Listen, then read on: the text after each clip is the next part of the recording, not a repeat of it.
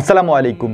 আরও একটি ইতিহাসের সামনে দাঁড়িয়ে আল্লামা ডক্টর মিজানুর রহমান আজহারী। আগামীকাল ৩রা জানুয়ারি শুক্রবার যশোরে অনুষ্ঠিত হতে যাচ্ছে আকিস ফাউন্ডেশনের উদ্যোগে বাংলাদেশের সর্ববৃহৎ তাফসিরুল কোরআন মাহফিল, যেখানে শেষ দিন অর্থাৎ ৩রা জানুয়ারি উপস্থিত থাকবেন শায়েখ আহমেদুল্লাহ হাফেজাহুল্লাহ এবং তাফসির পেশ করবেন আল্লামা ডক্টর মিজানুর রহমান আল আজহারী। বাংলাদেশের অন্যান্য তাফসিরুল কোরআন মাহফিলের থেকে এই মাহফিল সম্পূর্ণ আলাদা এবং ভিন্ন রকম, কারণ এখানে যে আয়োজন করা হয়েছে এই আয়োজন যে কোনো তাফসিরুল কোরআন মাহফিলে অতীতে হয়তো আপনি কোনোদিন দেখেননি, আমাদের হয়তো এরকমটা দেখার সুযোগ হয়নি।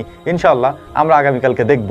এই মাহফিল উপলক্ষে এখানে যা করা হয়েছে এটা আসলেই চোখ ধাঁধানো একটা বিষয়। ডক্টর মিজানুর রহমান আজহারীর অন্যান্য যে মাহফিলগুলি হয় সেখানে আমরা দেখতে পাই যে অনেক বেশি ক্রাউড থাকে, তাকে হেলিকপ্টার থেকে নামার পরে মানুষ একেবারে ঘিরে ধরে, তাকে যেতে দেয় না, তারপর তার সাথে ছবি তোলার জন্য ব্যস্ত হয়ে পড়ে। কিন্তু এখানে সেরকমটা একেবারেই করা হয়নি।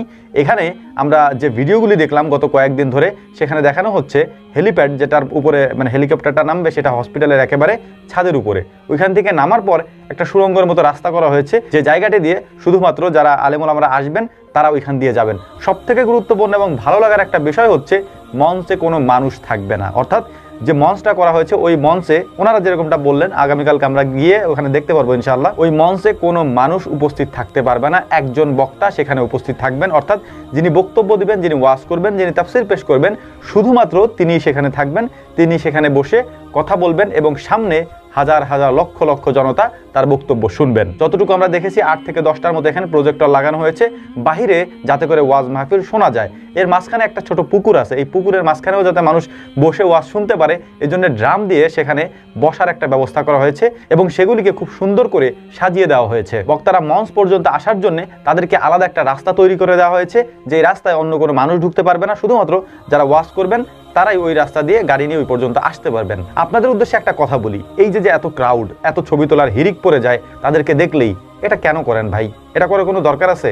আপনি সেখানে গিয়েছেন একজন আলেমের, একজন বক্তার অথবা একজন ওয়াইজের বক্তব্য শোনার জন্য, আপনার জীবন পরিবর্তন করার জন্য। যদি উদ্দেশ্য হয় এরকম যে আমি তাকে দেখতে গিয়েছি, নসিহত শুনতে যাই নাই, সেটা ভিন্ন কথা। কিন্তু অবশ্যই যদি ওয়াজ মাহফিলে যান আপনি সাথে করে কিছু নিয়ে আসেন, অর্থাৎ তাদের ভালো কথাগুলি আপনি সাথে করে নিয়ে আসেন, বিতর্কিত কথাগুলি ত্যাগ করার চেষ্টা করেন। এটা শুধুমাত্র মিজানুর রহমান আজহারী, শায়েখ আহমদুল্লাহ অর্থাৎ আর বাকি যারা আলেম ওলামারা আছেন তাদের ক্ষেত্রেই না, এটা সবার ক্ষেত্রে প্রযোজ্য। মানুষের ভালো কথাটা গ্রহণ করেন, একজন মানুষ ভালো পরামর্শ দিলে সেটা গ্রহণ করেন। এত ক্রাউডের কোনো দরকার নাই, একজন মানুষকে এরকম হাইপে তোলার কোনো দরকার নেই, তাদেরও একটা ব্যক্তি জীবন আছে, এই বিষয়গুলি আমাদেরও মাথায় রাখা উচিত। তো ইনশাআল্লাহ আমার মতে এই আকিস ফাউন্ডেশন এই মাহফিলটি বাংলাদেশের ইতিহাসে সর্ববৃহৎ তাফসিরুল কোরআন মাহফিল হিসেবেই বিবেচিত হবে আগামীকাল। ইনশাআল্লাহ আমরা হয়তো সেটা আগামীকালকে দেখতে পাবো এবং আমরা যদি সেখানে উপস্থিত থাকি আপনাদেরকেও সেটা দেখানোর চেষ্টা করব ইনশাআল্লাহ। আমাদের জন্য দোয়া করবেন, আল্লাহ তাআলা যেন আমাদেরকে খুব ভালোভাবে সেখানে পৌঁছানোর তৌফিক দান করেন।